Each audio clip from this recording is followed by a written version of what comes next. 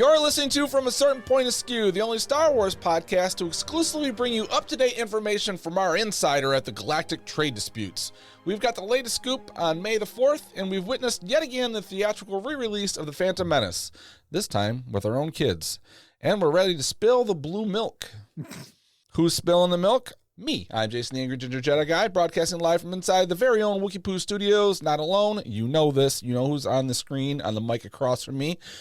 The very, very dark and mysterious Darth Mathis. Was that milk new? I saw a lot of posts about that milk in the last 2 weeks. Is that just? Yeah, I think it's. You mean like the little, what is it, like a half gallon that everyone's advertising they've got? Yeah, it must be because the May the 4th was coming out, so they've been doing some marketing for Star Wars. Yeah. See, and I like the fact that when you go to Disneyland or whatever, when you get blue milk, it's a frozen drink. It's like a fruity drink. It's not really blue milk. I don't really need to drink blue milk. Right. No. No thanks. Hey Jay, I wanted to say thank you for all your work this last week on the FACPAtoids Volume 2. Oh yeah. I want to say special shout out to Samuel Jackson for providing us. It was nice of him to chime in, wasn't it? When I started listening to that, I was in the car. I was taking my son to training or something, and I was just like, whoa, this sounds pretty fucking good. I was keeping that from you on purpose because I wanted to be like, you're listening to this stupid thing, and all of a sudden, Sam Jackson comes on, and you're like, what the fuck is this? Yeah, it's amazing how well that AI works. Yeah. I mean, even just some of the ways he's like, oh, hell no. Just stuff like that. I don't know how they figure out how to add the inflection I don't know that way and stuff, but you could tell, it's not quite right. Right. And his voice is close, but not the same. But it was very entertaining. So good job. I hope the listeners take it that way. This was just for entertainment purposes.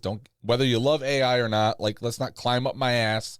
I was just trying to have a little fun. I did like the fact that he lands on that car and that couple's in a fight because she found his burner phone, his burner hollow. Did I send that to you? I wrote that a couple of weeks ago, and I sent that to you in a DM, didn't I? You did, yeah. So I had forgotten a lot of the details of it, but to hear it brought to life in that fashion. Yeah, it kind of worked. I was pretty surprised at how well it worked because you and I was trying to capture more of Sam Jackson motherfucker than I was Mace Windu. Right. And then you even had something, but I forgot to add it in. There was a line that she had said or something. After I had done it, I was like, oh shit, I didn't change that. But oh well. Yeah, overall it was a fun little thing. I hope the listeners had a good time with it at least. We will do another one maybe in the fall, something like that, and hopefully get stories from other people to send in. Yeah, if you didn't like what I put together, then please send your own in. Yeah, keep me out of this. We're happy to do the production value around it. You did a good job with that, so that was fun, and we haven't been sued yet, so that's good. Nope. Yeah, no cease and desist so far. Not yet. If you'd like to find our show from a certain point askew.com or on Twitter at FACPApod. You can email us FACPApod@gmail.com. Call our voicemail line 678-FACPA77. That's 322-7277. Final reminder for our giveaway that we've been doing for the Bad Batch. This is your last week to earn entries. You can get them by answering our question of the week, sending us those voicemails or emails, writing a review. All those things get you entries, and you can win some vintage 1980s era Return of the Jedi Star Wars figures, which we'll be giving away next episode. Ka-chow. Ka-chow. I think it's the wrong character. It is. I saw this video the other day. What was it? It was like a Star Wars something, but it ends up being when he goes to give the Force, he fucking Lightning McQueen comes out and hits him. What? I'll have to find the video again. Crossover. And he says, "Ka-chow." And I was like, what the fuck is this? See, that's the thing you get to experience someday when you go to Disneyland, is you get to go to Cars Land. Oh, my son wants to go to that so bad. It's pretty cool. When you walking around in it, you're in the town. It feels like you're Springs. in it. Radiator Springs, yes. And the Cars ride which is hard to get on because it's very popular. It's a fun ride. But yeah, it's when you walk into that space, you're like, holy shit, it looks just like the goddamn movie. Yeah. Yeah, my son's like, Dad, I want to go there for my birthday soon. And I've been doing these, they turn 21, I take him somewhere, but he's trying to get to Radiator Springs early. And he tells me the other day, he's like, well, I'm not going to be into this car stuff much longer. Fucking brilliantly brought up. Yeah. Dad. And that made me feel like, I kind of want to experience it as he's a kid and still into it. He's like, I know you still nerd out with Star Wars and stuff, Dad. I might move up beyond all this stuff. Right. This is your opportunity. I plan on growing up, Father. Oh, that's funny. All right. On the show today, we've got a question of the week. Favorite episode 1 moment in the news. Couple of things. Lego Star Wars goes all what if. And it really does, too. It goes all in on that. Oh, yeah. More Skeleton Crew updates. Then we're going to go into the Phantom Menace back in theaters, our experience. I guess the first time and again. And then we'll talk a little Tales of the Empire review. That's right. No emails or voicemails. We do have an email in the hopper that Max Rebo sent, but he said save it for next week's giveaway episode or wrap up.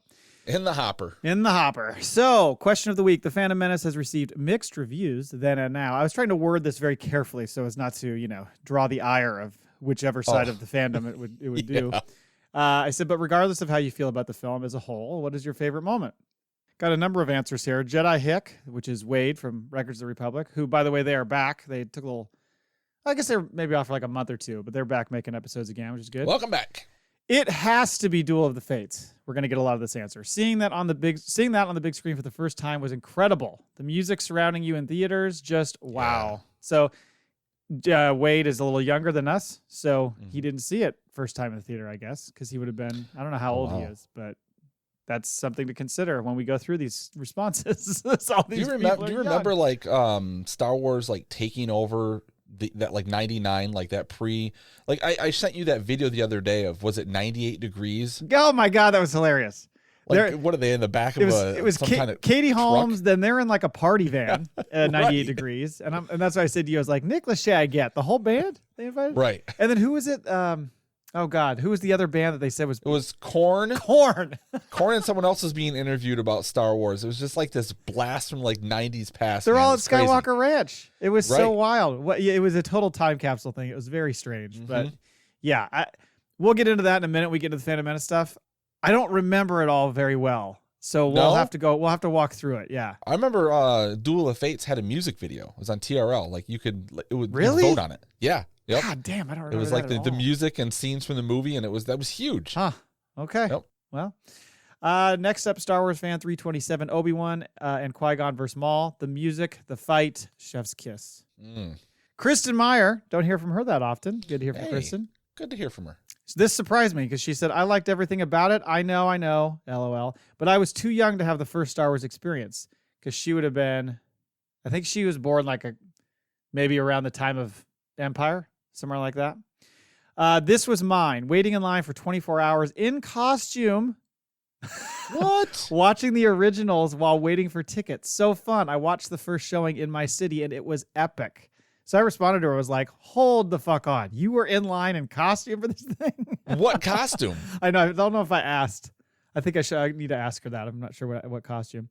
She went on to say, and we were going back and forth, she said, it was definitely something. Hundreds of people in that line. We had tents set up with VCRs playing the original trilogy. An ultimate Frisbee tournament was in the parking lot and a shit ton of beer. There you go. I was actually in line with Chris, her husband's friends, but we didn't know each other yet. Oh, wow. They have all these stories, which if you ever listen to their show, they have all these stories of how they were in the same place at the same time, but didn't actually meet until later. It's kind of funny. Thank you, Kristen. When their lives flash before their eyes, it's going to be like picture 24, like 2 screens, and they'll be like going in and out of each other's lives, but you never run into He's each always other. Walking in the background of her photos and stuff. Yeah. I just wish there was one where I think there was something where she threw something and it was at him, but they didn't know each other or something like that. There's a real close. Have you've seen where couples get together and later on they discover like they're in a picture of each other, that's the kind of shit they have. They're in Florida or Disney World or some shit, and in the background is the future husband, and they never even knew each other. That's weird. Yeah, that's so what it's weird. like. Canadians, though, there's not that many of them. That's true. Next up is Jar Jar, aka Saxophone Guy. This time watching in the small moments in Anakin and Shmi's home hit me hard. Like when Anakin says, Mom, you've always said the biggest problem in the universe is that nobody helps each other. I teared up when Anakin finds out he's free but has to say goodbye to his mom. I'm telling you, it's like that with every movie you watch that you saw back when you were like in your teens or early 20s or something. Now you watch it as a parent and it just changes the way it affects you. It is weird, like the perspective that you watch these films. It's very relatable. Way you see things differently. Yeah. Yeah. Yep. To me, this movie epitomizes the wonder and childlike innocence that is at the very heart and soul of Star Wars. I love Clone Wars / Bad Batch, Rebels, and the other animated shows for the very same reasons. Good points. Max Rebo experience, the ending credits with Darth Vader's breathing. Okay, I'm going to finish this thing in a second. I did not know that was coming because I never stayed to the end of the credits or have ever watched that movie to the end of the credits. So I've never heard that before. So when that happened at the end of the credits, really? I was like, oh, it's fucking Darth. Okay. And I think most people were like, duh, of course that happens. Right. I had no Yeah. freaking idea. Like, we'll get to it, but I don't think my son figured out who the Phantom Menace was. Yeah. Like, he's not old enough to follow that thread yet. Right. So I'm kind of, we'll get into it, but I'm curious as to when he's going to pick up on that. Yeah, right. Max goes on to say, rewatching the Jar Jar scenes with the Darth Jar Jar plus drunken monkey style fighting theory in mind is a close second. Yeah, because there was that whole thing where Ahmed Best was saying like his influences on how he played it and all that, and he was referring to the way he fought and moved was specifically around, what was it, like Jackie Chan and well, it's a style, yeah. Yes, right, yeah. Yep. Then it's next up is the Dark Moose.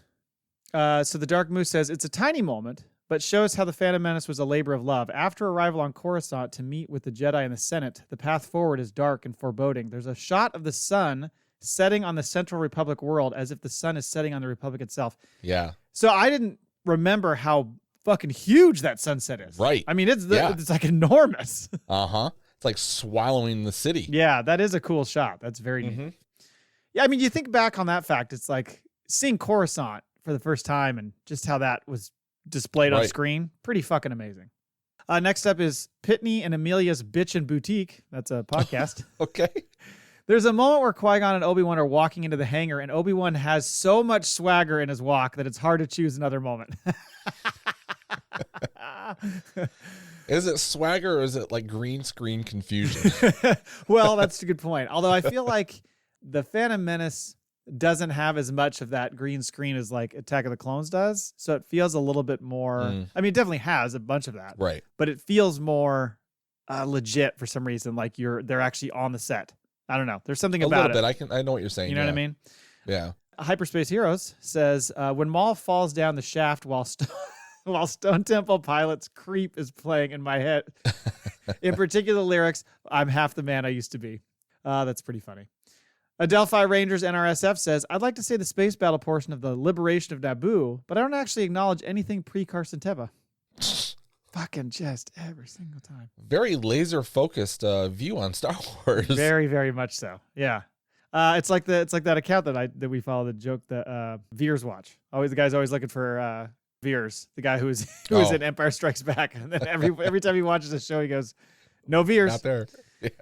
It was kind of like the Ithorian historian. I mean, he's always looking for that Ithorian. Anytime that pops up, that's true. I guess there are a lot of people that do that. Yeah, they have their character that they right.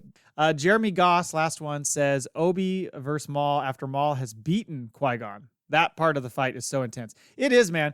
He is like fucking bouncing, waiting to go in there and charge him. Yes. And he goes like, he almost like leaps out of his seat essentially to fucking attack him. It's very aggressive on Obi-Wan's. You never see Obi-Wan fight that aggressively ever again. Right. You know what I mean? Like and he is on the attack. It's been a while since I saw it, but like seeing it on the big screen and how hard they're hitting their sabers, and like it is a very intense fight. It is the best lightsaber battle. Yeah. I don't know how you would put any of the other ones over it. There's certainly been some other good ones, but this it's so fucking well choreographed. It's so good. Agreed. Thank you for your answers to the question of the week. You all get entries. Good luck next week on the giveaway. News. So I keep saying this, but since we're doing the full like Acolyte preview in a couple of weeks, we can kind of gloss over that new trailer and just dig into it then. I think I have so many links in a document to look through for the Acolyte preview. It's disgusting because I just save them. Every time one comes in, I'm just like, throw it in the doc. I'll deal with it later. So you're not well read on the hubbub on the Acolyte right now? I mean, I've read some of the stuff, but I just keep dumping these things off because I'm like, well, we're not going to talk about it on the show, so I'll save my thoughts for now. All right. I've got like 45 links. It's stupid. Oh, you better start reading. I better start very soon. Yeah. So for two things, Lego Star Wars. So yeah, they're calling it Rebuild the Galaxy. You watched this trailer, right? Right. Very funny. I think I've struggled with Lego Star Wars shows in the past, only because they're fine. They are what they are. I don't really get into them all that much. The last one they did, I can't remember what it was, but it's okay. It's fine. This one, though, I think is a really cool concept because I don't really like the thought of doing a big what if thing for Star Wars because it gets too multiversy and I don't like it. This is the way to do it with Lego. Yes. Right.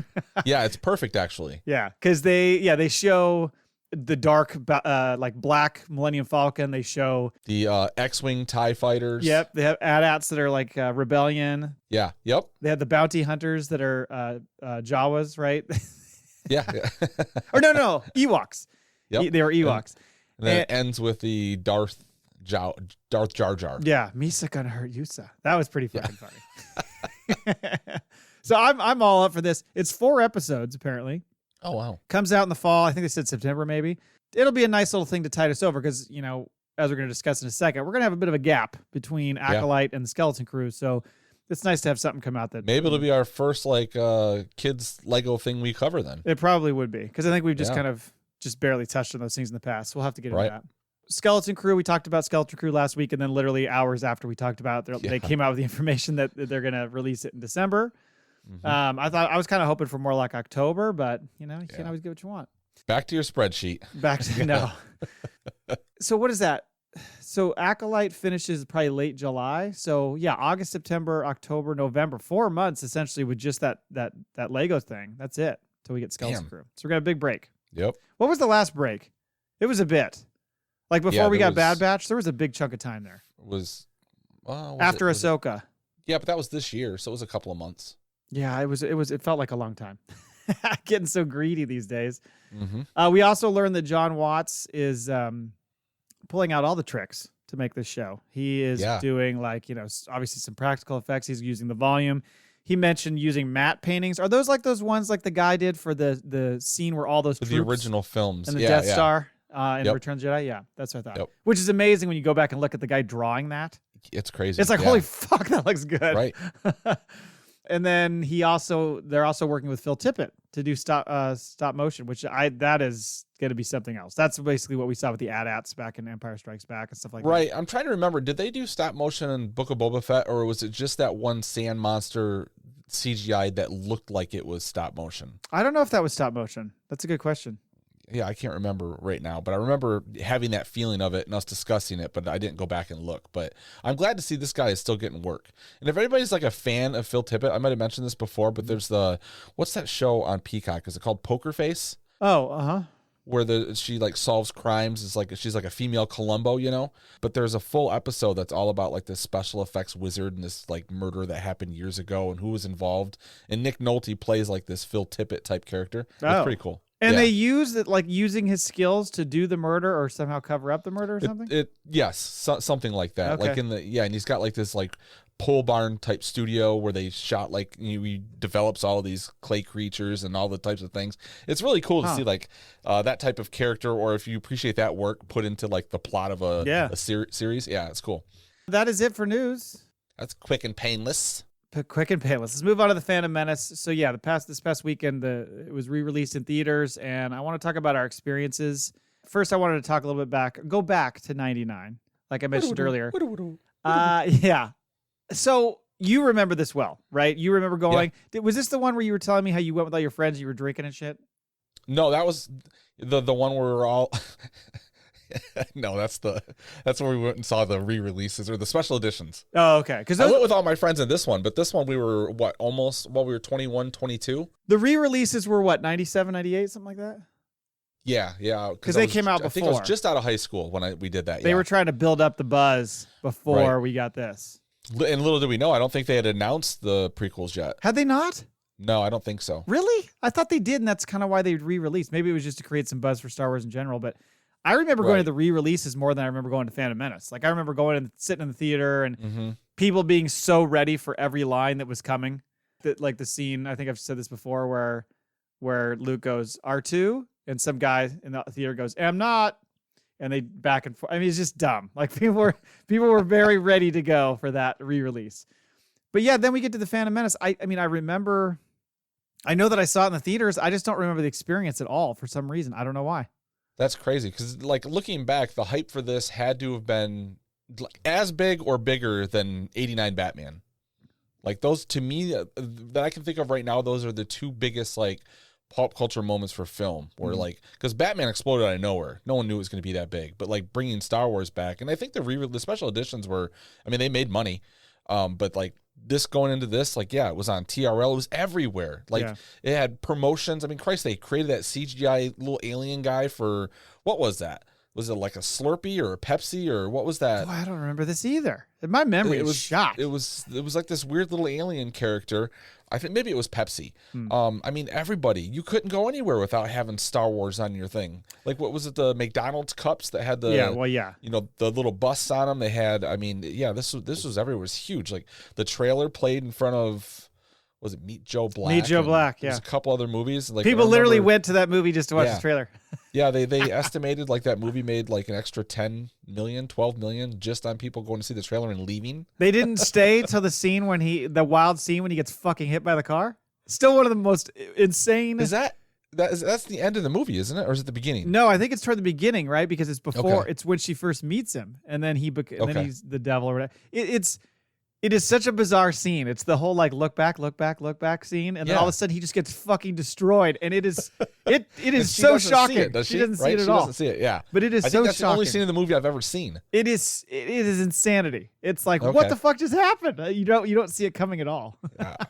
I wasn't brought in by the Brad Pitt siren call of beauty, so I didn't rush out to see it. He's looking good in that film. Just saying.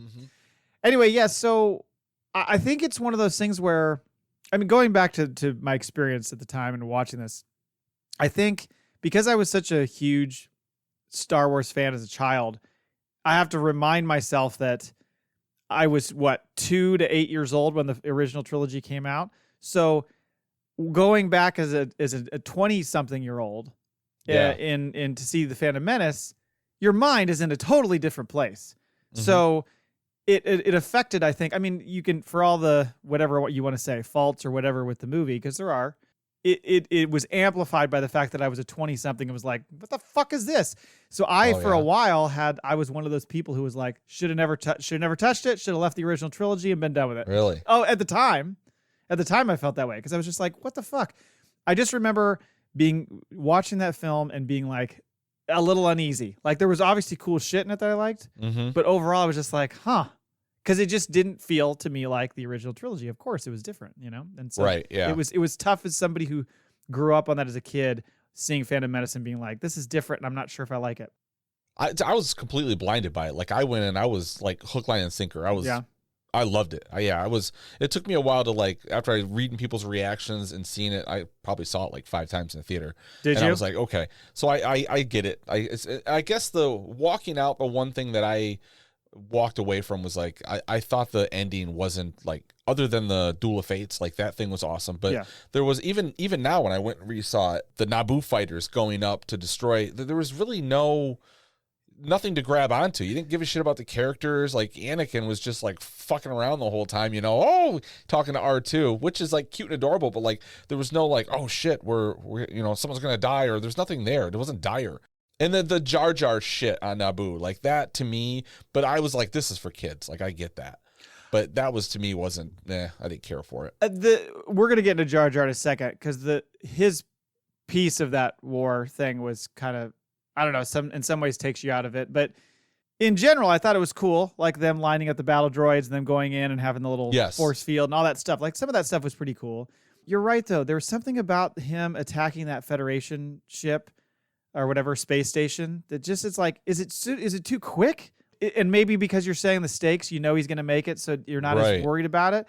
You don't really remember any of the people that are fighting with him at all? No, you don't. None of them. And really, like, I see what he did. Like, he ties, like, you keep cutting from the saber fight to the Anakin in space to Jar Jar Binks, and it's going back and forth. So you're getting, like, this big, huge, like, supposed to be epic. But even now when I was watching, I was like, you know, I don't give a fuck about this. Get back to the saber fight. Yeah. Like, that's all I want to see. There was an interview where he talked about that, right? Or there was even that clip they showed. Have you ever seen that clip of when they were watching the first cut and he's like, I think I went too far or whatever? He's like, somebody's talking to him about it. Who is it? Oh, shit. Lucas said he went too far? He says it after, because they're all watching it and the room's kind of like a little bit like when they get done watching And somebody, I can't remember who it is, says to him, so many things happen in like 2 minutes that it's hard to keep track of it. It's just boom, boom, boom, cut, cut, cut. You get this moment with Qui-Gon where he dies, this huge, heavy, emotional moment, and the next thing you know, Jar Jar's swinging a fucking thing around with his foot. Like, it's like, it's very imbalanced in that way. But I think Lucas said in the end, he's like, there was no way to cut any of that stuff. I would have had to go back and reshoot a bunch of things and totally rewrite the scene.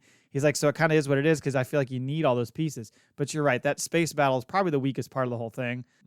But the Duel of the Fates is, I mean, fucking fantastic. Yeah. Let's talk really quickly before we get more into the Phantom Menace about our experience going to see it this time. You took your son. Yeah, I spent all Sunday. We're gonna go see the Phantom Menace. You want to go see the Phantom Menace? And he's like, oh, come on. I can never get him to watch Star Wars with me. Like, every once in a while, he'll sit down and he'll watch because I'm watching it. But he just doesn't take it in like I do, or like any kid does. Like, he's not fascinated by any part of it, like the lightsaber stuff or the space stuff, like any of it. He's just like, meh. But he loves like everything else. Marvel Universe. He loves Transformers. Like, anything I've ever sat down and showed him. Clearly cars. New or old, he's into. What's that? Clearly he likes cars still, but just barely. Yeah. He's still holding on by a thread. But I even showed him the trailer. And he's like, he looks at me. He's like, well, I'll go see it if you want to see it. He had seen it before. No? Yes, but when we were in the theater, I asked him, I was like, do you remember watching this when Disney Plus first came out? It was like one of the first things I turned on, because we were kind of going through stuff, seeing what was all on. I mean, shit, that was 6 years ago, right? It was pandemic, so it was 5 years ago? 4 years ago, okay. It was 2019, 2020. I thought Mandalorian came out in 19, the first season. Maybe I'm wrong. Maybe it was. I confused like when you consider the pandemic. Yeah, I think the first season was pre-pandemic. But yeah, so he didn't remember it all that well. No, and he fucking loved it. Did he? Okay, good. Like, this movie made him a fan. So like, I can see like through a kid's eyes, like how, and he wanted to go home and immediately watch Attack of the Clones, but he was upset when he found out the kid, like young Anakin, is gone. He wants little Anakin. He like attached to that. He saw it through that eye. So it really won him over that way. Were you like, can I tell you a story, son, about Jake Lloyd? A cautionary tale? No, I didn't tell him. I was like, let him have that for a little while. We all went. My whole family went. And, and that was fun. How crowded was your theater? Mine was not very crowded. No, there was like maybe 10 people in there total. Yeah, something like that for us. Which is crazy because it made almost $10 million. I think they had so many showings. It just was available. And I think it's just people, Yeah. I mean, theaters now, it just feels like they're like, anything we can do. Anything we can do to get people in here. We don't care if there's only 20 people. We're going to still run the movie. It's like the old days of flying on airplanes when they were like, we don't give a fuck if there's only 18 people. We're going to fly. Yeah, we're flying anyway. We get in there. Well, a couple things. One is the horns just still always get me. The fucking horns in a theater. The intro. It always gets me. So loud. It's so loud. I'll tell you, I'm watching the previews and I'm like, are they going to fucking turn the volume up? Because this is way too quiet. I thought the same thing. All those previews were so freaking quiet. And so I was glad that they jacked the volume up. And then there were a couple of moments that were kind of funny. One is when he kills. Is it when he kills? It's when he kills Darth Maul, Obi-Wan. Spoiler alert. Right when it happens, there's a person behind us in the row, like 3 seats over, just fucking goes crazy clapping. And then they showed something again, clapping again. Like they're just like going crazy with it. And my younger son leans over to me. He's like, can that person shut the fuck up? He didn't say it that way, but he was basically saying that.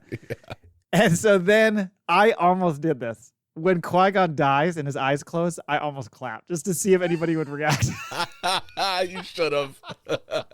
Hey, I'm a fan of the dark side, guys. Sorry. Yeah. And then the other thing that I thought was interesting too is get to the end of the movie. I mean, literally before the movie, they say, we're going to show you a special look at the Acolyte. Get to the end of the movie, half the people there fucked off, if not more. Did you? Completely fucking forgot about it. I got home and I'm on Twitter and I see someone write something about it and I go, are you fucking kidding me? Like I just got up and like I was busy with Carter, had to go to the bathroom or something. So I was like, yeah, we just never fucking sat through it. So did you stay to hear the Darth Vader breathing or no? You left during the credits? No, I was gone. I left as soon as it. Yeah. Oh man, I can't believe you didn't see that. That's funny. Right. I saw some of the scenes on that they had it online. So it's leaked online, and if you watch like this, you can see it because it's the wrong angle. It's the side angle you have to look at. So it's the trailer that's out, and then it's like what 3 minutes of the fight. It's Trinity, Carrie-Anne Moss and Amanda Stenberg fighting. It's a really cool scene, and it just shows you just how awesome the fight sequences are going to be. Good. You know, there was that whole thing that came out where I don't know if it was Headland or somebody said that we're like our goal was to try to be better than the Duel of the Fates. Duel of Fates, and then a bunch of people were like, "How could you even say that?" And it's like she's saying their goal. Right. Is to be that. Wouldn't you want them? You know, we're going to shoot a little lower. This is going to be the second best, fighting sequence in Star Wars history. You know what? We didn't even want to do a lightsaber battle. We just cut to the next scene. You get it. Yeah. Somebody just comes out. I was like, you get it. Yeah. So I was surprised though by how many people left. So maybe they didn't remember like you. Maybe they just were like, oh yeah, it's time to go. Yep. Yeah, that's too bad. That's a shame. It's like kind of kicked myself in the ass for it. I was thinking about it as I watched. I have not seen this film in a long time, other than the pod racing stuff that we've covered on the show. Right. Like going through and watching it beat for beat. I have not seen it in quite a long time. So there's some things I forgot. It is so much Jar Jar. I mean, I knew it was a lot of Jar Jar. It is so much Jar Jar. I wasn't, you know what? Weirdly, I wasn't even bothered by him. I don't know if I'm just so used to him. Like, he was kind of funny in his moments that he's there. Like, he never really bothered me. It's like every scene he's doing something fucking ridiculous. I mean, but did you notice like there's scenes where I've never noticed it. The one where they're like, it's one of the times Padme is actually the queen again, where she's going to go to the Senate meeting and they're in there having their little powwow, and Anakin and Jar Jar are sitting outside of the room. And then there's a camera that's inside. They're doing. You can see them in the back, and they're walking around doing shit. Like they've always got that fucker doing something. I know. There's when the ship lands, and everyone's talking, and the Palpatine comes out and greets them when they first get to Coruscant, and he's back there fucking around with the troops doing shit. Like it's like you have expect him to have like his fucking hand stuck in a peanut butter jar or something in the background. I mean, it's constant comic relief, slapsticky like fucking Three Stooges shit, and it's. I have to remind myself, I'm like, okay, the rest of this film is talking about taxation and stuff. This is a kid's film. They had to have him provide that relief. It's just fucking relentless. I mean, he like you said, every scene he's in, it's something goofy. I'm surprised nobody went back to Lucas and said, can we tone down the Senate talk a little bit? Because even watching it this time, it's a lot. Like I kept looking to see if like Carter was involved at all. Because I'm wondering like from a 9-year-old, but I think that's what it is it helps that there's the kid Anakin, and it helps that there's Jar Jar, and there's like always a distraction because some of the dialogue is just so adult. It is, for sure. I mean, it's to the point where like, I'm surprised Carter didn't ask me what the fuck a Senate is. It's... I don't know. You didn't expect like your son to all of a sudden be like, Dad, is somebody going to filibuster next? Yeah, you didn't see that coming? Patton Oswalt come in here? You know what caught me off guard was I remember sitting in the theater thinking how fucking ugly Yoda was. Like, because they tried giving that CGI, but that puppet look. I thought it was straight puppet in the first one, and then they went back and CGI'd the whole thing. They went over it. Like I was doing some reading because I was like, why isn't it the ugly Yoda? I never knew they updated it. I was like, did they fucking go in there and do some special edition shit for this re-release? I guess they for the Blu-ray. Was it 2011? Lucas went in there, played He's with always it. He tinkering. He's always in there. Yeah. I mean, you just get this like vision in your head of him out like in his garage at night, constantly making little edits and little edits to the point no where one's ever gonna notice. To the point where you don't even recognize the film anymore. I feel like he's still like sending in like new iterations to Disney, and they're just ignoring them. The other thing is, I forget that the original release, the pod race was much shorter. I guess that they added a lot of enhanced scenes. We've seen some of the stuff in the deleted scenes too that even adds more context. But I think that really helped that scene to ramp it up because it's a long scene in the end now that you watch it today. But yeah, the Jar Jar thing that's interesting to me too is he clearly changed how he handled him because in the future films, he's very subdued compared to what he is in this film. He listened to the feedback. I think he did. Yeah. Jake Lloyd. Okay, so I feel bad for the guy. He's going through a lot, and the shit he had to go through at the time as a youngster dealing with that. Oof, there's some rough dialogue. It's mostly When he's just in doing regular dialogue with people, it's pretty good. Yeah. Some of the like whatever it is, ADR, is that what they call it? That they must have done later, just doesn't really match very well. Like there's a lot of like woohoos and stuff that he does later that don't match what he's doing, his body is doing in the film. Right. It's like, well, I think that was one of the first movies. I remember reading back in the day when the movie came out that they would, I think it was the first movie they would take different takes of Jake Lloyd and they would superimpose his head onto the body of another take if they liked his facial features better. Really? Like his reactions and stuff. Yeah. There was a lot of that. So that really goes to show like they must have had a hard time finding a kid actor. And boy, if they would have waited it was Haley Joel Osment was the same year was The Sixth Sense. It was, was it the same 99 was The Sixth Sense. Yeah. I believe so. So yeah, but like there's like, if you compare those two, I can see why, but he's an adorable kid. And he like really, other than like some of the things, even when like Qui-Gon lifts him up and he puts him into the speeder, whoa, whee! But it just doesn't sound like he's saying that, you know? It doesn't. Right. Those are the only things. I mean, for the most part, he does pretty well. Like like I said, when he's having just a straight conversation, his acting is really good. And his scenes with his mom, all that stuff, really good. Even with Watto, the whole scene where he first comes in, like I think he does a fine job with all. He does, but it's just there's just a few pieces where you're just like, oh, like that. Yeah, but like I'm amazed like how fucking dirty they did him. Like he was just a cute kid in a movie, and people were just like so destructive. People are the worst. Who the fuck do you think you are? You go act in a movie. Well, people hold lots of things so sacred, but people hold this Star Wars franchise so sacred. They were like, this fucking kid, he's supposed to go on to be Anakin, and they get all mad. And so he ruined my childhood, so I'm going to ruin his for real. Right. That's kind of, I think, how people acted. I mean, all the stuff that Ahmed Best went through, I mean, it's just, it's stupid. All the stuff that Rose Tico went through, the gal who played Rose Tico went through. I mean, it's just, people are shitheads, and that's just what happens. But Duel of the Fates, so fucking good. I think the only thing I am sad about with the Duel of the Fates is that we lose Qui-Gon, because I really liked his character. I think some people had mixed feelings on him for different reasons. Maybe they felt like it was a little too much. Just it's Liam Neeson, right? Much like people said about Woody Harrelson when he was in Solo. But I just thought, not just for the impact it has on Anakin and the storyline, I love that character, and that's why it was cool that we got him in Tales of the Jedi. That Master and Apprentice book was pretty cool to get more backstory on him. I wish we could have got a little bit more of him, even though I understand the impact of his death was critical. Yeah, well, I mean, just the way that he was looked at, or the way he looked at the council. Yes. But it was funny because his teachings with Obi-Wan was different. He's like, you got to do the way of the Force, but he's also like second guessing them or challenging them or saying this kid is going to be, he's the chosen one. So yeah, it is a very interesting character. But George is always like, looking back now, like people are like, it is amazing, like how much people take even like little moments from the original trilogy, and in your head they're like these huge things that play out, and they live with you. Same with the prequels. But then when they do all these animated shows and actually, fill in the blanks and stuff, it's crazy how much it works though. It does. I always think about just the mythology that he had to create for this entire thing. That obviously there's things they had to retcon or things they had to do, finagle to make it work. But it's pretty impressive how the through line is pretty consistent. And I was amazed at like how little Darth Maul was in it.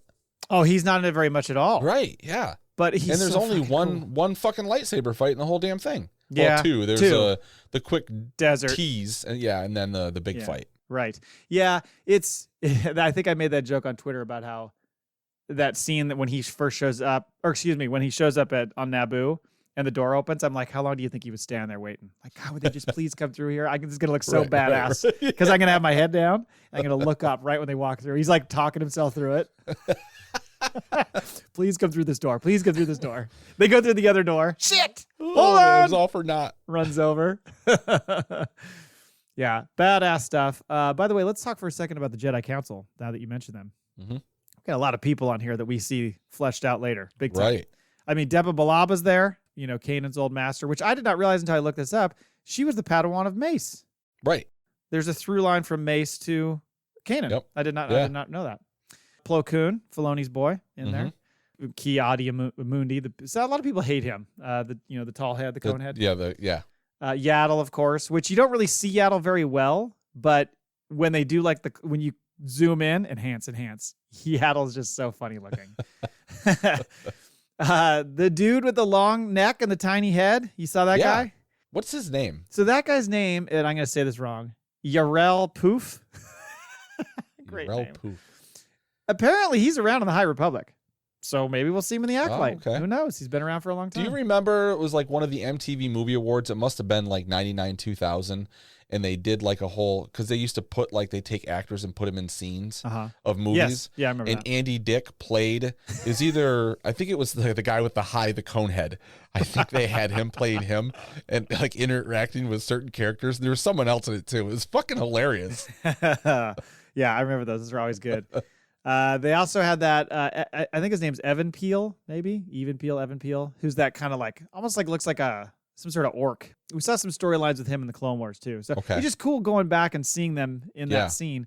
I mean, that's the other thing. In general, visually, it's really amazing looking. Even now, 25 years down the road. At the time, you're blown away. Oh, yeah. By the stuff you're seeing. Sure. Now I'm trying to think, because I started watching the Attack of the Clones the other day, because Carter came home and was like, hey, can we start the second one? I was like, you want to watch it? So we started watching it. So I'm trying to remember, do you see Barriss and... You mean Luminara? Yeah, Luminara. I don't think you see Luminara till you may see her in Attack of the Clones. Two. Yeah, you would see her because everybody shows up. That's what it is. Okay. Yeah. My younger son wanted to go through and do that. He wanted to watch Attack of the Clones, then he watched Revenge of the Sith. Boy, Attack of the Clones. Yeah, we're not going to get into it now because it'll be re-released in 3 years and we can talk about it then. But it's an uneven film. Anyway, any other thoughts on Phantom Menace? It was, like I said, it's always great to see Star Wars in the theater. So I thought that was it was a cool experience. I mean, my big takeaway is I've got a converter in my son, so that's good. It worked out. We'll see what plays out here. All right, let's talk Tales of the Jedi. So I'm curious, kind of what were your overall thoughts? Like, did you like both story arcs? Did you like one more than the other? And do you think it was as good or better or worse than Tales of the Jedi that we got last year? I think they were just as good as the other ones. I liked the Barriss Offie one better than I liked the Morgan Elsbeth. Right. There just seemed to be more there. I think there was more there, although with the Elsbeth you get the Thrawn and stuff, and that's pretty sweet. Although you only see him for a little bit. Seeing Rook actually that was surprising. Like he looked good. Yeah, a little bit more formidable than he did in Rebels. Yeah. That was pretty cool to see that. Well, and I know, and we just keep spooing all over the Kiners. Oh man, fucking God, they just keep knocking out of the park with the score. It's so good. I think my one complaint was not enough Grievous. Yeah, you like Grievous. I do. Or what do you call him? Grievous. General Grievous. Yes. Yeah, he's really only there for a little bit. Yeah. In general, I thought it was entertaining. I like the fact that, as much as people or some people have issues with the Bad Batch and the pacing sometimes, like, oh, this episode was filler or whatever. There's no time for that with these. Right. They're so short and there's only a few of boom. them. So it's kind of, you just motor right through it. So it's pretty fast paced. Dude, the animation was fucking gorgeous. There were scenes where like it was almost realistic. The Star Destroyers coming out of the sky. Yeah. Admiral Thrawn's looking up. That was my Or even my when I think shot. it's Morgan when she grabs the dirt, her hand in the dirt, the way everything moves, it looks like it's a live shot. It was it was well done, all of it. Yeah, I thought so too. All right, well, let's go through them. Episode 1, The Path of Fear. So open on Dathomir and just straight into it. I mean, you're barely there before. Let the genocide begin. Yeah, the Nightsisters are just getting hammered by the droid army. Yep. And the place is basically on fire, the whole place. And so it's, Nightsisters, including Morgan Elsbeth and her mother. They're like trying to retreat, and then that's when they get cut off by Grievous. That shot of that one Nightsister being like, let's go, right through the back. Yeah. Yeah, there's a lot of like some like real gruesome. We're not here for the kids. This is visually. Yeah. I mean, that's the thing we joke about is how Star Wars is for kids, and then you watch some of this stuff and you're like, is it? Yeah. I don't know. Yeah, so they're like kind of getting cut off because Grievous comes in and these commando droids come in. I mean, all the droids are there. They did a good job at making those silly ass droids, like all of them actually seem like they put fear into these witches' hearts, man. I always think about that, how disappointing it would be if you like, especially if you're like a Night Sister or a Jedi, to be like, I got killed by a B1 droid. Come on. Fucking Roger guy got me. Roger. Come on. I mean, I know it's like a Killer Bees situation. It's volume. It's a volume game with them. Yeah. But still, that would be very disappointing. Agreed. You'd feel like an idiot. Like, don't put that on my tombstone. Yeah, can I get a do-over? Say that I lost. Say that I got killed by Maul or Grievous or somebody. Not one of those idiots. Morgan's mom does a pretty good job fucking fighting off Grievous. They have a pretty sweet battle. until she forgets. He's got the third arm. I didn't know he had the third arm. Boom. Because that's what I was watching first. I'm like, why is he only operating with two? Where are the other two? You know, Voodoo. The surprise saber to the stomach. Oh, yeah. It's the same every time. And then poor Morgan has to see this, unfortunately. You know, has to watch her mom die, which is obviously terrible and something that we see in Star Wars way too often is watching your parent die. That really is. Or your mentor die. Anyway, Morgan gets away, manages to kill that commando droid with a knife through the chin, which was a pretty cool shot. And then she just passes out. Mm-hmm. And then she takes up with these people called the Mountain Clan, which I think we talked about a little bit when we did the preview. Right. I think somehow we got like, maybe in the captions we saw that. Mm-hmm. And these people are almost like, how would you describe them? They're like the light side users of the Nightsisters. They're like the Daysisters. Yeah, they're the Daysisters. There we go. Yeah, they do. They seem to embrace the light side more. Mm-hmm. They obviously have power. But they're more pacifist, at least in their approach. They're just trying to kind of lay low in the hills and hope that the shit never comes to them. If we don't bother them, they won't bother us, seems to be their take. Right. Yep. And so the matron is, showing her that her entire crew has been annihilated. That's when you get that shot you mentioned, Morgan dropping to the ground, and you can see the kind of the anguish turn into anger. Yeah. She gets pissed, and that's where this whole thing is about how someone turns to the dark side. This whole arc, correct. Which is obviously at odds with the next one we get, where it kind of goes the other direction. Mm-hmm. The next day, Morgan joins Nolly, is the matron's daughter, on this hunt, and they see this droid army flying over, and she's like, "Look, dude, they're gonna come for you. Like, so do you want to be prepared or not?" Mm-hmm. So she convinces her to go with her to find, I guess it's the next day, because they go back from the hunt and it's the next day, or that they go, like 3 of them join her and they go find these weapons. I know where there's a secret armory. Yeah, right. So they go get these weapons and they're like, sweet, we got these cool weapons. And they walk out the door and they're like, oh shit. Yeah. Droid army all over them, dropping in, killing. I think they killed, did they kill all 3 or just 2? It was 2 of them. 2 of them, right. So they killed 2 of them. And one of them was Nolly. Mountain Mama's daughter. Mountain Mama's daughter. And then in the process, by the way, Morgan is just whooping ass with those, whatever you want to call those things. Sickles? I don't know what they call them. Yeah. Let's call them sickles. Sickles. So she's just whooping much ass. The others are just kind of like, good, I don't know what we're doing here. They're not quite as trained. Yeah, they don't fight, they cook. They're gatherers, not hunters. Yeah. Although they were hunting. Anyway, then that's when the matron shows up and drops the fucking bomb on the whole crew, knocks out the goddamn ship too. Yeah. I've never seen any force use like that before. She's a powerful one. She is one. And then she kind of goes, okay, well, she does like the parents, like when your parents tell you, I'm very disappointed in you. And you don't get in this car. You're walking home. Yeah. Basically what she tells her. Yeah. So I think all of this being part of just the building anger and tension and whatever. She lets her know basically your destiny is already before you or something, she says. Right. Yeah. You're fucked. Yep. Fast forward in time and she's now a magistrate for Corvus, and she's, doing her PowerPoint presentation to Moff Isdane, not Disdain. Moff Isdane and a room full of Imperials. And she's basically saying, I've designed the TIE Defender. These things are going to be freaking awesome. And they're like, nah. We don't have the money right now. The way that guy reacts, he's like, that's a really great presentation and all, but we just really want to zap all the resources from your planet. Right. Thanks. Exactly.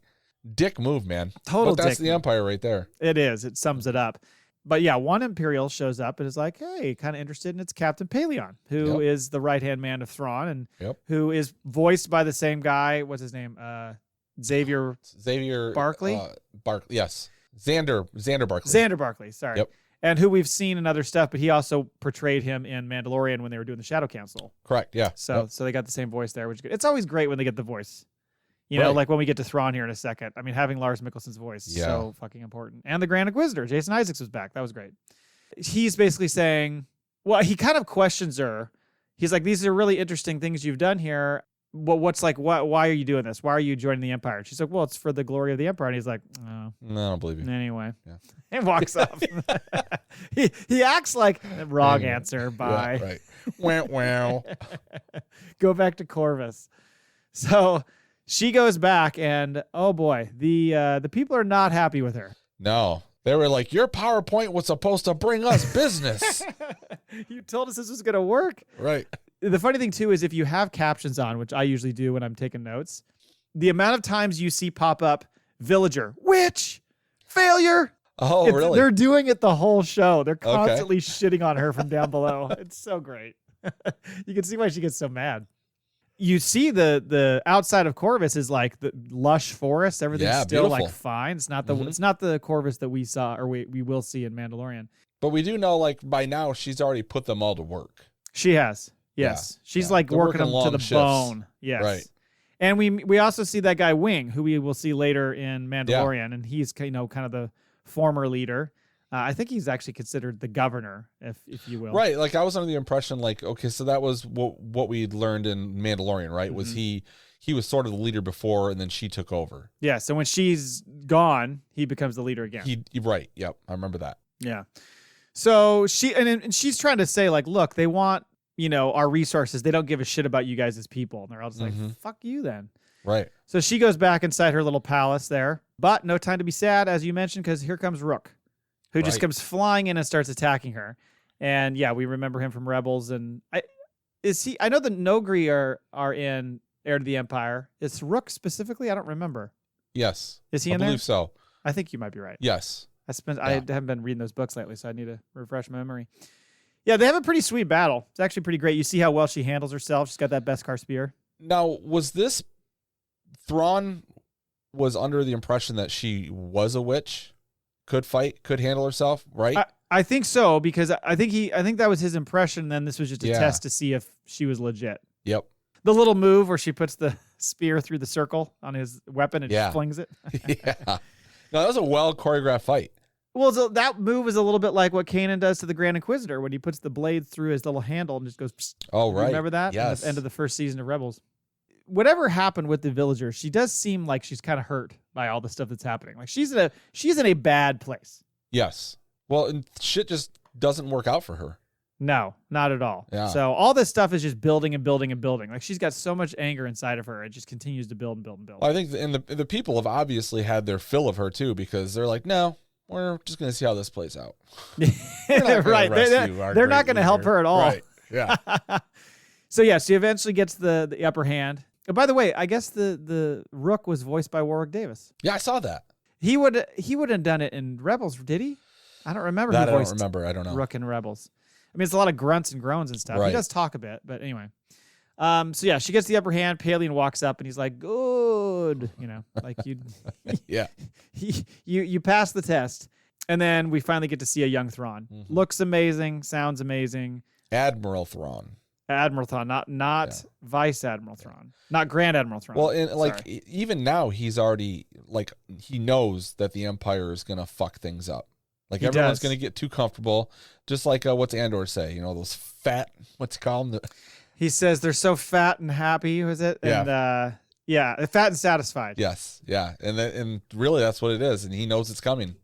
Yeah, he knows all the politics and the backstabbing that's going on. Everybody's just out for power. He says they're out for power and profit, and that's what will cause them to crumble. Like he's foreseeing the downfall of the Empire, which is what he's, I think, in a way trying to prevent by creating, doing things right. Isn't that what he's doing on Lothal? As he creates they're making the TIE fighters there, right? They're making those TIE defenders, until they blow that shit up. Yeah. Yep. I mean, technically, isn't it Price, the Imperial, who blows it up is part of trying to kill the rebels? Yes. That's when Kanan holds off. Yeah. So Thrawn's like, "Hey, dumb fuck, you blew up our whole operation. I hope you're happy you got him." I take one cat nap. Can a man get a nap? Then what was I going to say? So yeah, with Thrawn, he's saying all those things. He's also saying how he's acknowledging the rebellion as a problem. Like he's like basically the Empire doesn't see it as a threat, but I do, because all these things start small and grow. Right. So this is something we need to address and take care of.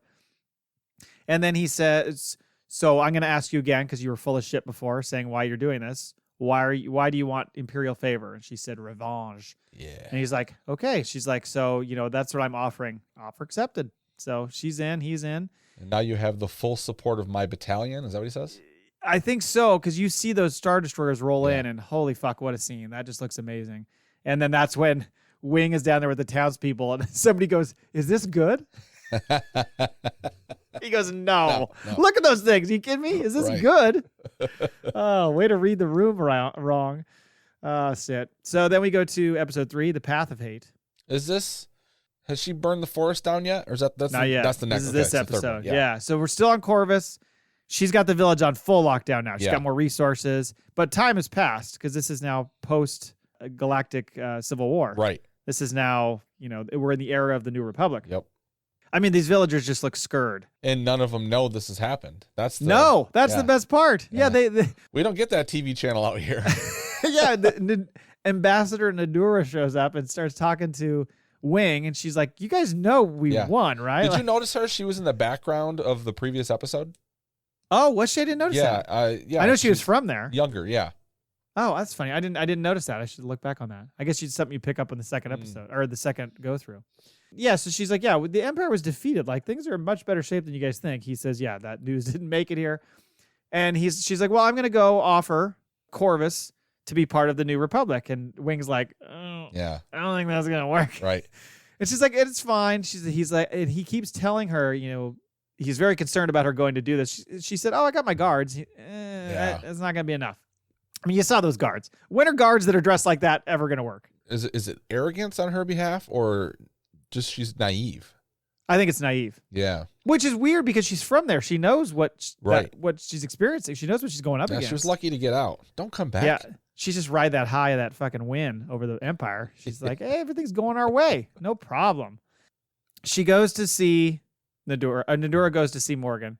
And I love the line from, well, first of all, she says, join the New Republic. And by the way, you need to step down and we're going to arrest you. But I'll make sure you get a good trial.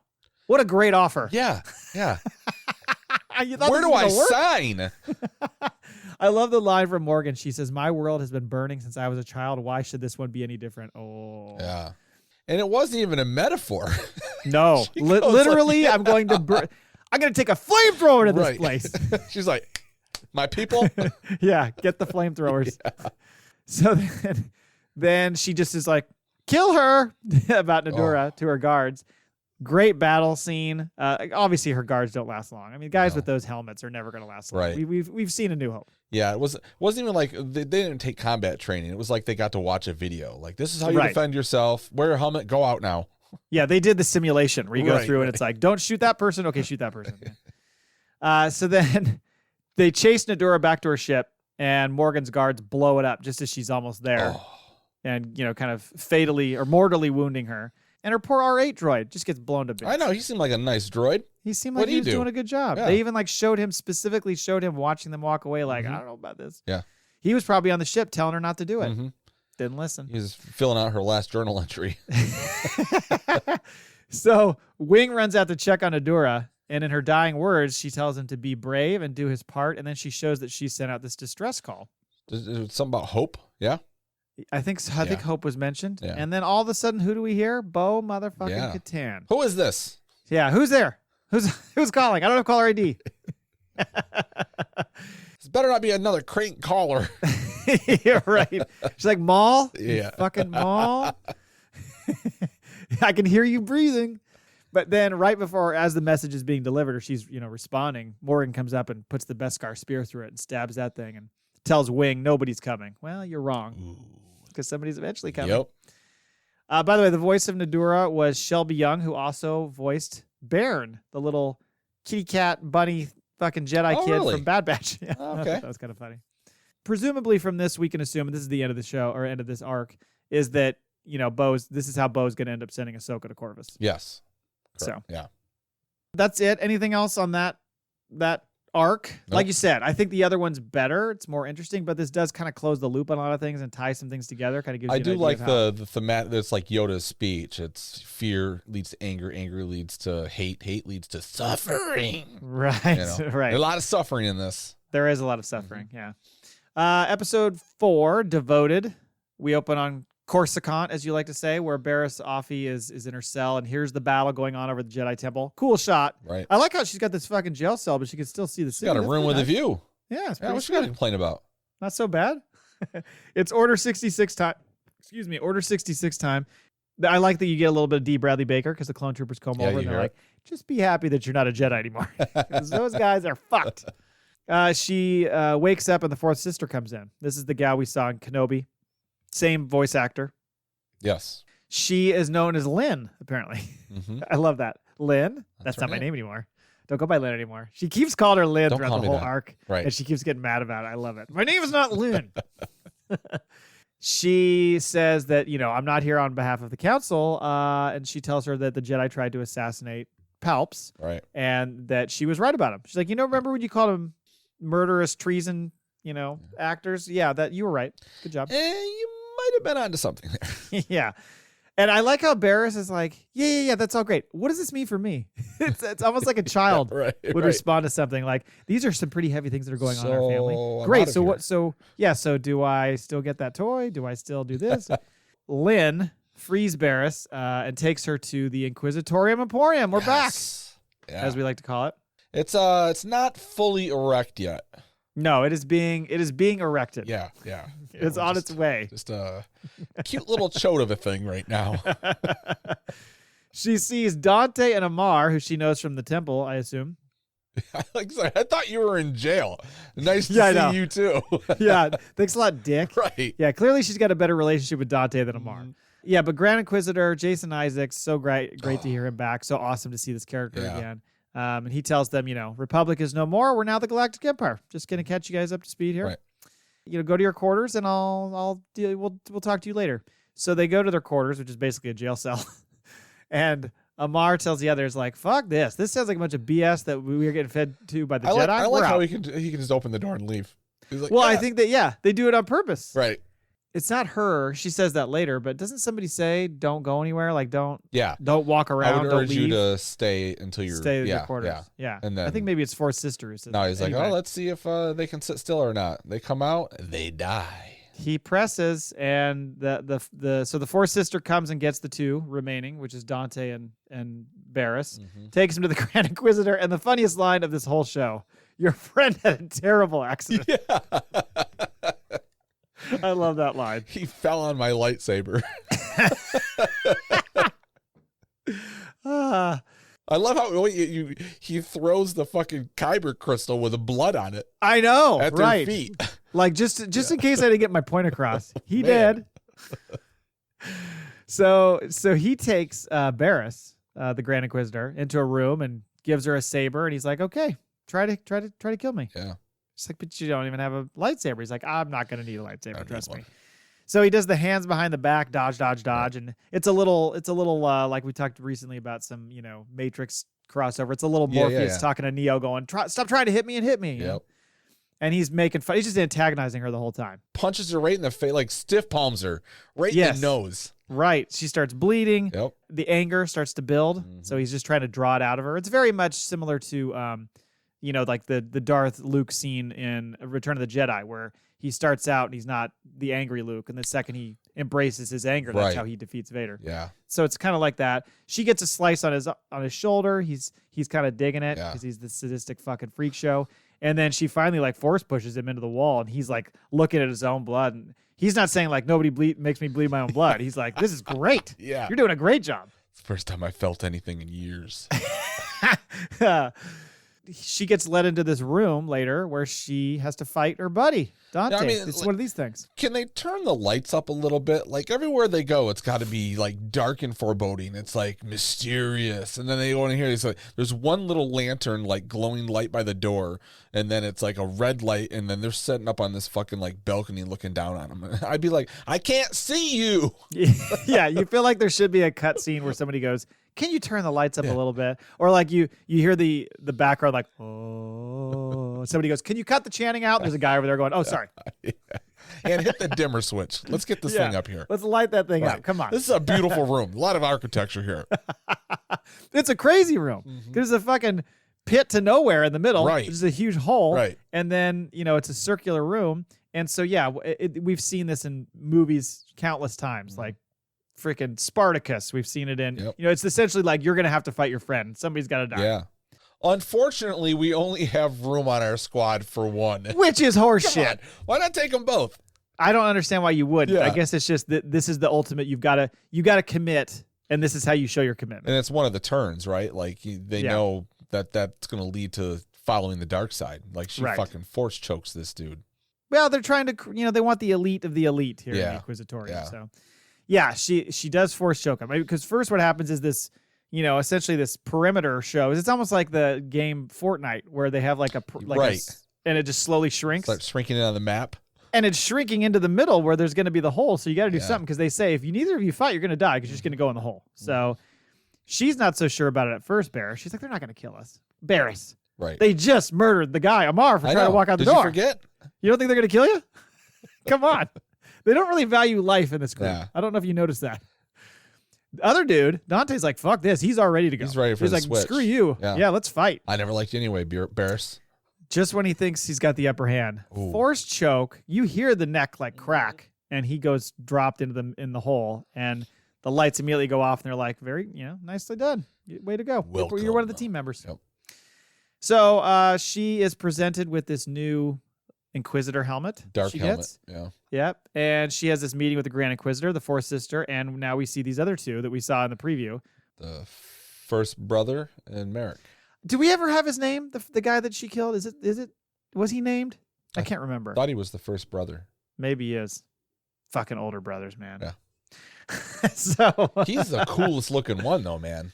He is. He's got a real funky look, but it's very unique. And you're Yeah. right. Then Marek comes in there, pre-fart gas version. Yeah. Well, we don't know that yet. Yeah, I mean, you never know. He might be full of fart gas might already. be filled up. And then they get introduced to their new master, Darth Vader. I like that they didn't even have him talk. I know. They didn't need to. Just have him walk in there, sit down, kind of look a little disappointed in them already, Episode 5, Realization. The Fourth Sister and Barris, we kind of fast forward again. They're on a mission to this planet to find a Jedi who's living among some rebels, or at least some villagers. Boy, the Empire's already carpet bombed the fuck out of that place, haven't they? It's destroyed the place. Barris is so put off. She's like, Jesus Christ, these people are fucking living in squalor. Right. And she goes, well, you either with us or you're against us. You're with us, everything will come back. The rivers will flow with gold. Yep. Like, everything will be great if you just come to our side. Bullshit line. So they go into this village and they proceed to play good cop, bad cop. Fourth Sister is just laying into these people like, telling me where the fucking Jedi is. And what Jedi? I don't know what you're talking about. And meanwhile, Barris is like, I'm gonna go to the weakest one. I'm gonna find the little kid who's scared shitless and get it out of him. I'm gonna be the Padme to his Anakin. Right. Bat my eyelashes. In a way, you're thinking like, oh, that's nice. She's going and talking to the kid. No, she's just manipulating the shit out of the kid. I don't think she was. No, because I think this is part of the why she's not really turned. Like, she I looked guess reluctant in the last episode to put the helmet on. She was. She's not. She's not for like, hey, we're gonna murder all these fuckers after we get our answer. Like, she's not in on that. I think it's a manipulative move. However, she knows it's going to work. It's for the good of finding the Jedi so they can leave the villagers alone. Yes, I agree with that. Yes. So she talks to the kid. She gets the kid to reveal they're in the mountains. And the second that happens, Barris is like, sweet, now let's just go and we can go get the Jedi. And meanwhile, the Fourth Sister goes like Bronx Tale. Now you can't leave. Fucking closes the door and just proceeds to kill everyone. Holy hell. Barris is watching this like, the fuck? This wasn't in my contract. Batter up! Start swinging, man. I do appreciate the fact that the kid is huddled next to Barris like, please don't kill me. Right. And Fourth Sister, without saying it, is basically like, well, you told us the truth, so you're fine. Yeah. Enjoy your dead relatives. Like, this is Kill Bill. When you're older, if you want to come find me and kill me, you can. Well, and I like how Barris is like, don't look back. You don't want to see it. Right. It's a bloodbath in there. You just need to move on. He's like, where am I supposed to go? There's one person out there hiding still they saw when they first came in. Right. That's your only chance. Oh, my God. Terrible. So then we get this interesting dialogue between the two of them as they're walking up the mountains. Very similar in a way to like the discussion we see in A New Hope when the Imperials are talking and the one says, well, they dissolved the Senate. How will we keep control of the local systems? And that's when Tarkin is like, the fear will keep them in line. Fear of this battle station. So the fear approach is certainly what Fourth Sister's online for. Right. Like, she's like, you got to rule by fear. Whereas Barris is like, I think you kind of got to win the people over a little bit too, right? It's an interesting distinction between the two. Right. They make it up to the top. Fourth Sister's battling the Jedi. She's even doing some Anakin moves, a little behind the back shit. Yeah, she's getting cocky. Yeah.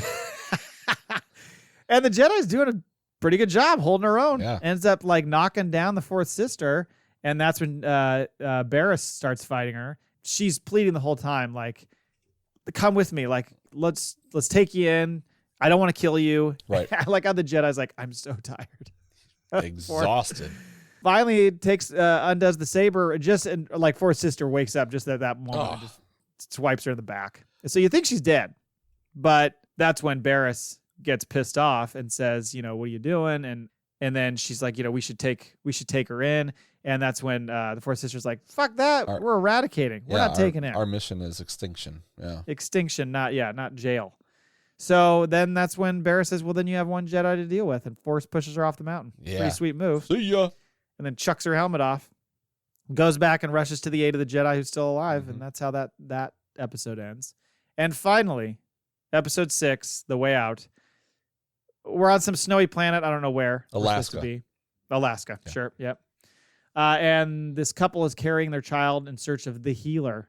And they get taken to Barriss, who's cut her hair off and looking older. Boy, that healing really takes a toll on her skin, huh? It sucks the life right out of you. Man. I mean, you're throwing your life force around all the time. It's going to slowly deteriorate you. Yeah. Shit. I mean, maybe stay hydrated or something. I don't know. You got to do the last 4 months have not been good on her. I think it's more than 4 months.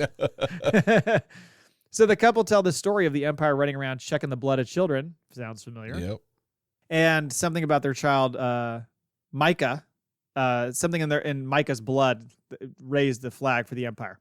So they fled, and that's when they met the traveler who told us to come find you. Who's the traveler? We're not meant to know?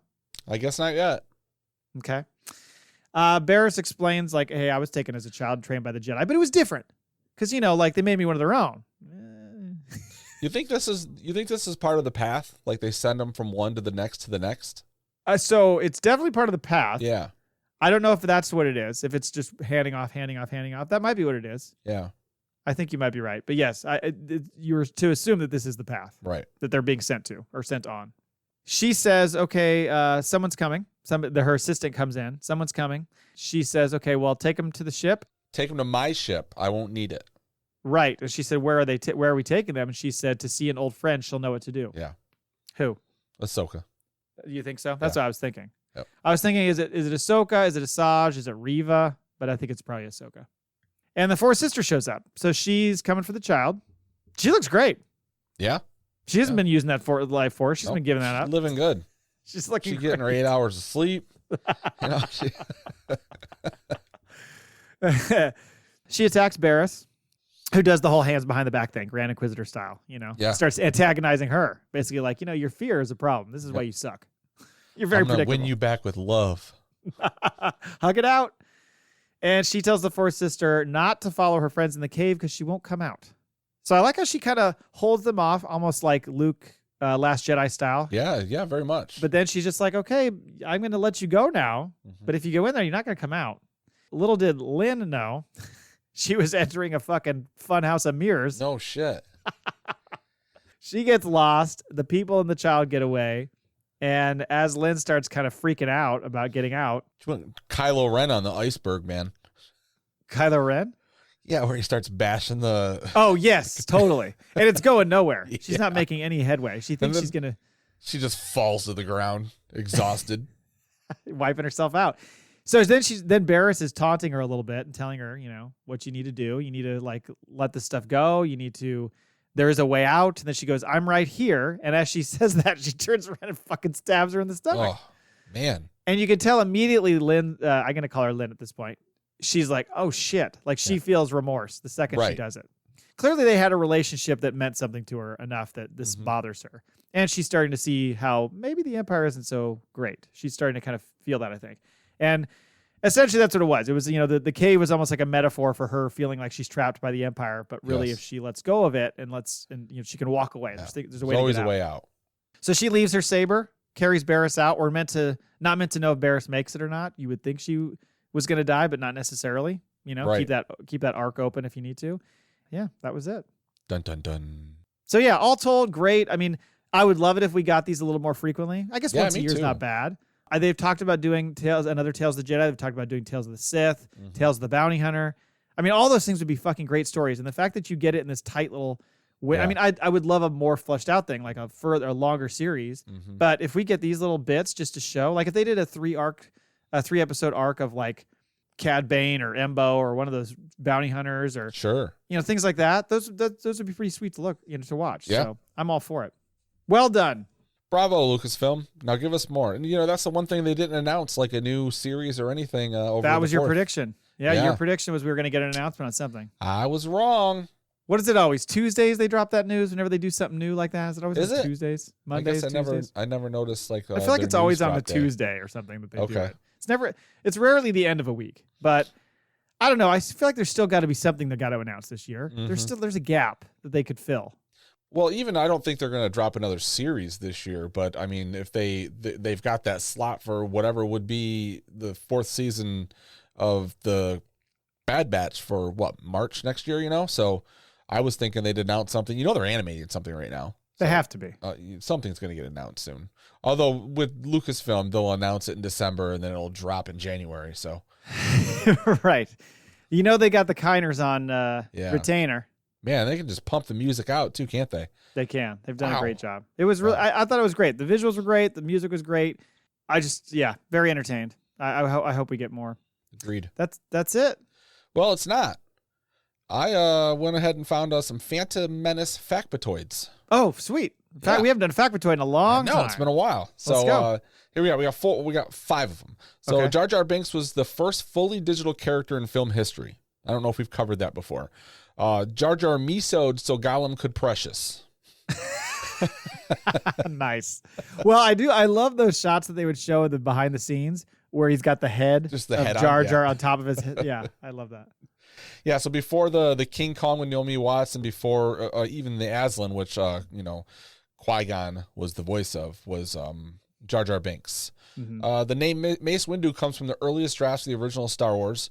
Lucas's earliest draft from 73 starred a Jedi Bendu named Mace Windy. Oh. So, yep. They call him a Jedi Bendu? That's what it says, yeah. Because there's that Bendu character. Right, yeah. It's like the between. That. Yeah. There's so many of these things that are taken from those original scripts. Yeah. Terry Brooks' novelization launched one of the expanded universe's best characters. The Phantom Menace novelization made mention of Darth Bane, a character Lucas envisioned himself as the creator of the Sith's Rule of Two. Mm-hmm. So that's the first time that was dropped. This one's funny. The 3 Wookiees in the Galactic Senate all wore the same Chewbacca costume from the Lucasfilm archives. The actor in the suit was filmed 3 different times with slight adjustments made to the hair. When the shots were put together, we ended up with 3 different Wookiees out of that one suit, said the creature effects supervisor Nick Dudman. So I'm surprised that's not just digital. I know. I thought the same thing because you would think that almost that whole freaking thing was just CGI'd. But that's what I would think. I mean, the fact that they've got fucking ETs in there is always so funny to me. But yeah, I would have thought that would have all been digital. Huh? Mm-hmm. That's interesting. The Jedi and the Sith went through 300 aluminum lightsaber blades while filming The Phantom Menace. Ooh. So really that one fight scene, the Duel of Fates, was 300 aluminum blades that they just kept cracking them. Yeah. And go, fuck, let's go again. Throw it again. I mean, I can only imagine how long that scene took to film. It had to be many weeks. There's a documentary. It's like an hour long on the, I imagine it's still on probably the Blu-ray, but when the DVD came out, it was like an hour long documentary. They went and showed you like the making of the Phantom Menace from when he decided to start writing it, when he invited Spielberg out to check things out. Like they show different special effects, like the whole, from beginning to end. It's a really good documentary. I've seen, maybe it was part of that, I don't know, but I've seen some of those bits. Like it's that bit where Ewan McGregor comes in and is being like fitted for stuff, and he gets presented with a lightsaber that he gets to choose, and all those. He starts making sound effects. He started that, and when the daughter, don't they literally show Lucas's daughter talking to him, or is that just the story we heard? Maybe it's just the story we heard. But you see a lot of that buildup of them like kind of putting it all together. Yeah. Yep. Yeah. Cool stuff. So those are my FACPAtoids. So that's nice. I like that we got a FACPAtoid. Thank you for adding that. Mm-hmm. All right, everybody. We'll see you next week. Thank you for listening. And of course, until next time, laugh it up, fuzzballs. We have spoken.